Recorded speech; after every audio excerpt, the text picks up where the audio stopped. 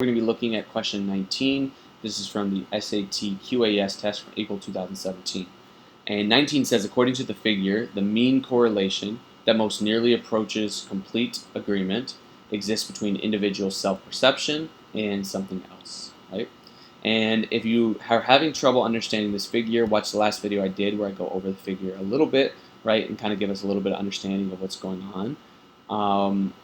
So you can use that because it's a hard figure to understand. In questions 19, these are questions that a lot of students get wrong because they're hard to understand what the correlations are. But let's try to figure this out. So we're looking for the mean correlation that most nearly approaches complete agreement.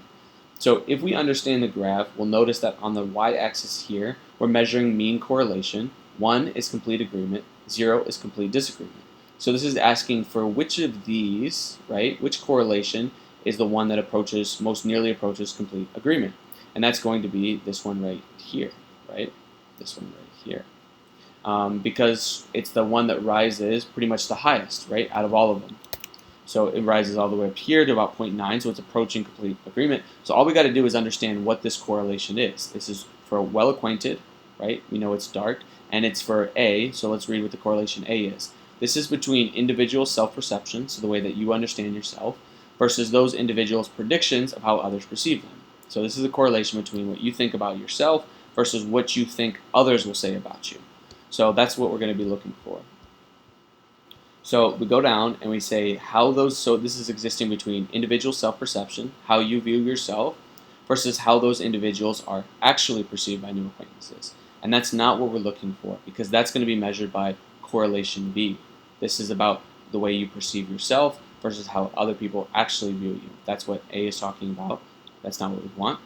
B says your individual self-perception, the way you view yourself, versus the actual perceptions of those individuals by people with whom they are well acquainted. So the actual perceptions of those individuals.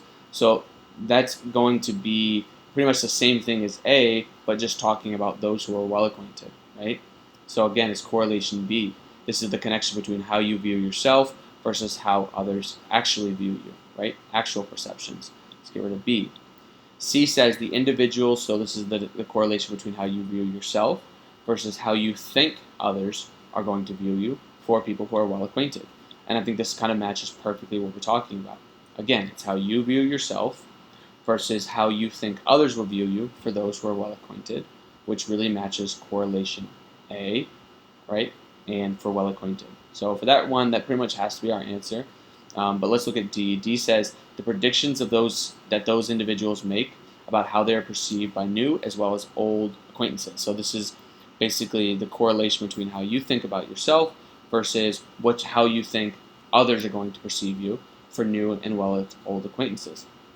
That does actually match B in the sense that this is a correlation between how you view yourself versus, for A, how you view yourself versus how you predict others are going to view you.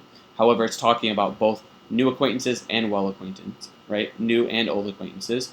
And we look at new acquaintances, it's pretty low. And so we actually want this one, right? Only the one that's well acquainted. So for that reason, that's going to make D wrong. And that leaves us with answer choice C as our correct answer for question 19.